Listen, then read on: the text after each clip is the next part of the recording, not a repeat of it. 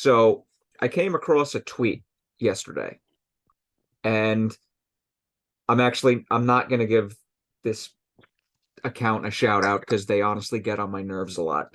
But it was a poll, and the question was comparing solely the first half of this season to the first half of last season. The answers available to be voted on in the poll were: do you feel better about the team than last year, worse than the team from last year, or about the same? Before I tell you the results, take a guess at which one I voted. Probably you feel worse.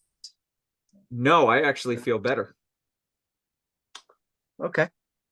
I'll explain why Explain. in a sec. I'll explain why in a Yeah. sec. But the answer to that specific percentage of the poll was shockingly low. It was 11%. Feel better.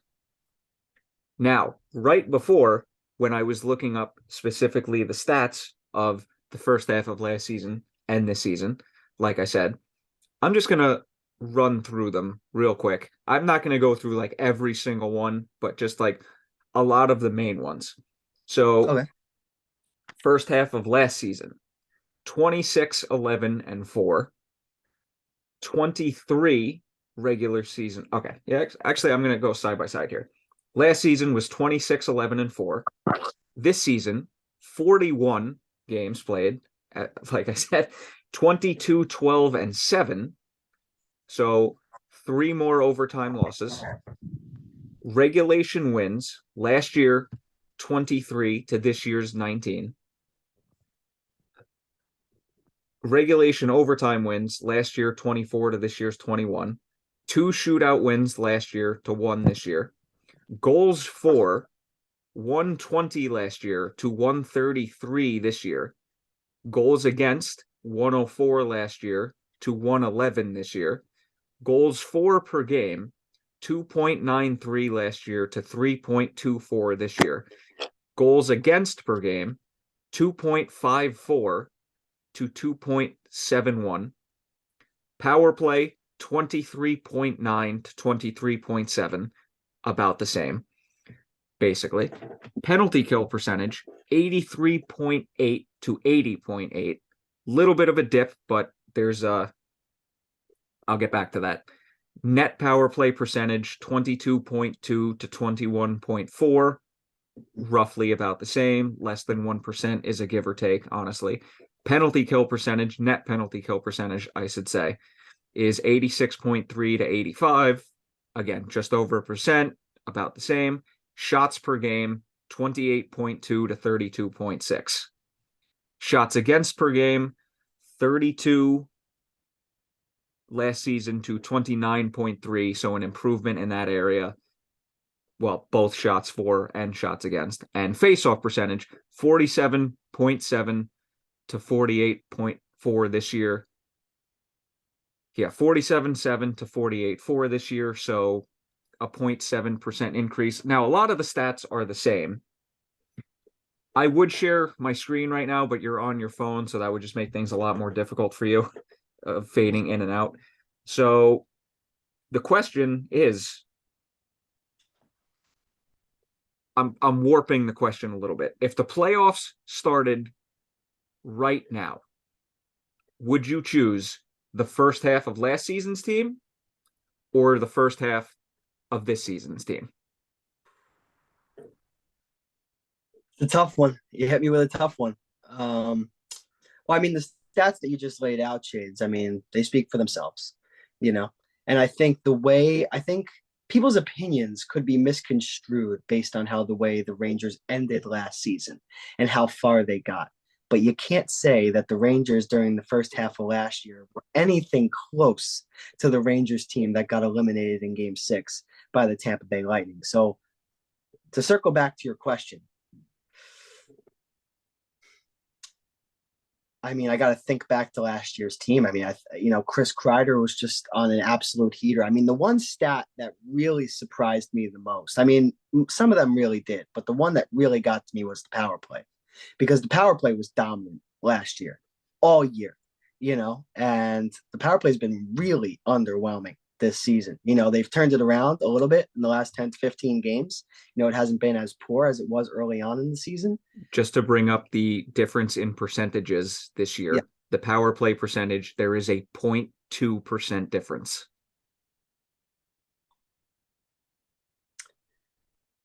I would say this year's team.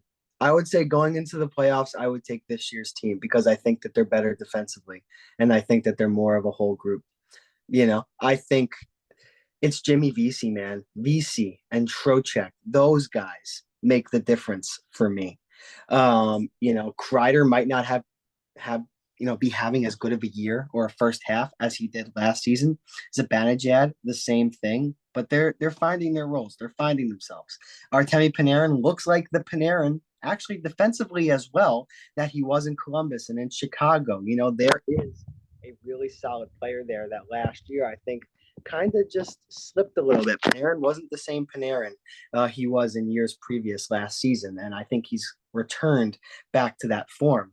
Another big factor in me considering last year's team is Igor. But again, the numbers that you laid out, they seem very close. I mean, Igor was so dominant at the beginning of last year, and again, much like the power play, it's just been a little bit different this season. It just hasn't been as crisp, hasn't been, the numbers haven't been where you want them to be, if you want your goaltender to steal games. But with all that said, everything put together and the way that this team is constructed, yes, I would say this year's first half group over last year's first half group. Okay. Okay. Good. You chose the right answer because there was a stat that I left out pretty well by accident, but there's only a 5-point difference from last year's team. It was 56 at the halfway point this year. This year it's 51. Now, granted, there is a 5-point difference, 3 more overtime losses, granted, but at the same time, at the beginning of the season, especially like the first roughly 25 to 30 games, right, Igor was not playing at the same level that he was last year, and it was very evident. And you're going to tell me that when Igor was having a very underwhelming stretch when you compare to last season, that there was only going to be a 5-point difference. That shows improvement throughout the rest of the team in a lot of aspects. Yeah. I mean, look at the stats that I listed off. Power play percentage is about the same. Penalty kill. Okay, well, the penalty kill is a little bit worse, but then again, Igor just wasn't making a lot of the saves that he was making last year. Granted, he's picked it up, which is a good thing. They're getting basically 4 more shots plus per game. They're giving up they're giving up basically like 3 shots less per game. So both offensively and defensively, they seem to be a little bit better. Well, I mean, they don't seem to be a little bit better. They are a little bit better. You can just tell by watching the games. Sometimes you don't need to watch the stats to know areas of improvement from a team. This year's team is blatantly obvious. Now, they've given up 7 more goals this year, but granted, goaltending was down earlier in the year. They've also scored 13 more goals, which, we were getting a lot of late goals last year, but the uptick in goal scoring has been evident. Even if it's not, I was kind of surprised that there was a 13 goal difference. I will admit, because we were scoring a lot last year. It was just a lot late, and I feel like it was a lot more low scoring games. But at the same time, goals against is actually up this year, goaltending, but goals for per game, it's a 0.3 increase this year. I would take this team in a heartbeat. Now, I'm glad you said that a lot of people's answers were probably warped by the playoffs last year and how far they did go. But a lot of people seem to forget that this team was basically all Igor last year before Kopp, Vetrano, Mott. Braun is kind of insignificant in this context. But I mean, holy crap. The team turned around last year after that. Granted, did they fall back to where they were? going into the playoffs last year? I would argue yes. But they're doing all of this, a lot of stat percentage increases without those guys. I would take this team in a heartbeat going into a playoff series as of right now, going comparing it to last year's team of going into the playoffs right now.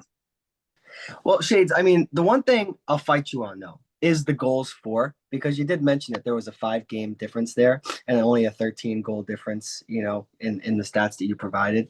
So I think it would be a little closer if they played the same amount of games, right? Because didn't you say it was 56 to 51 from last year to In this year? points, in points.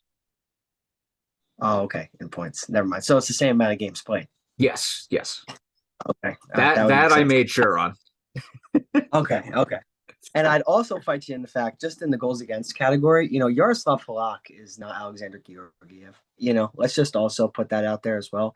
Halak did have a little bit of a tough start to the season. I think that could influence the goals against a little bit for the first half of this season, at least. And Georgiev, as much shit as Ranger fans wanted to give him, he was one of the better backups in the league last year. And he was a big reason why that number, was where it was. I mean, I don't know what you think about that, but I just think that has to do a little bit with the goals against and where they're at compared to this year and last year. Okay. Now that you brought that up,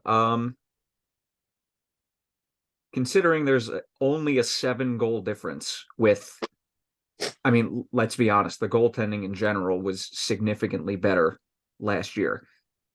That's kind of shocking how little of a difference this is, considering Halak's play this season and considering Shesterkin's major dip at the beginning of the season. I'm actually kind of shocked it's only 7 goals. Yeah, a little bit. Yeah, I mean, well, I think Halak deserves a lot of credit because I think over this last little stretch here, I mean, he was piss poor to start the year. Don't get me wrong, but he's been really good his last few starts. So let's give Halak some credit. But I think Shesterkin is really what surprised me. Because a lot of people came for Shesterkin's head earlier on this season when he just wasn't the Vezina Trophy winning goaltender that he seemed to be last year. Mm-hmm. So yeah, I think it's an interesting number to look at. I do. Okay, since we've gone and listed other teams' goalie stats, I might as well list Shesterkin's this season and Halak's. Why not?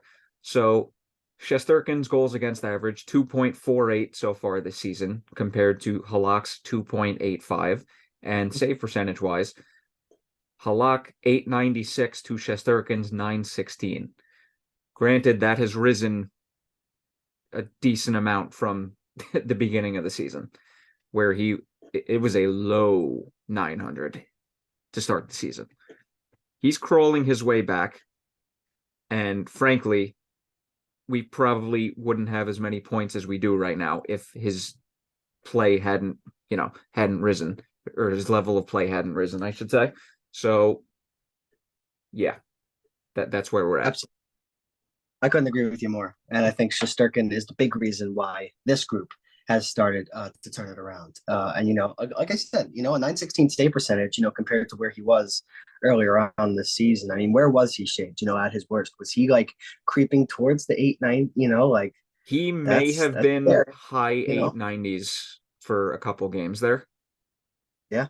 Yeah. And now he looks like that guy again. And the Rangers need him to be that guy, because that's kind of the story of their team. As much as we'd like to sit here and say that they're, 6 deep defensively and, they can roll all 4 lines. Shades, I don't know about you. The Rangers live and die by Igor Shesterkin. If he is himself, you have a chance. If he is not himself and he looks like the goalie he was, in the first 20, 25 games, the playoffs are going to be tough. They are. Well, yeah, the playoffs are always tough, but I also Shesterkin's uptick in play, and they're still having these defensive woes. That is, overtime woes. Still, that is a little concerning. That is something they need to figure out I mean, come Shade, the the Rangers rest of the season. the Rangers win that game against the Devils 9 out of 10 times. I mean, in that, just solely referring to that overtime. I mean, they had so many chances. I mean, that 1-2-on-1 rush for Severson where he scored, that was pretty much the only grade A opportunity of the overtime for the Devils. Mm-hmm. You know, got to finish your chances.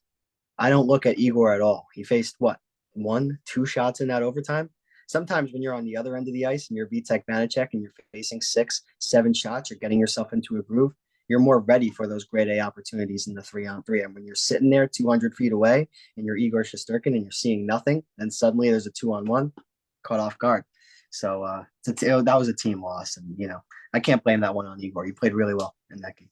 Yeah, I will agree with you on that one. He did. It's just, I don't know, something's up with this team, and they got to figure it out, because if they keep stumbling in overtime like this going into the playoffs, it's going to be bad news.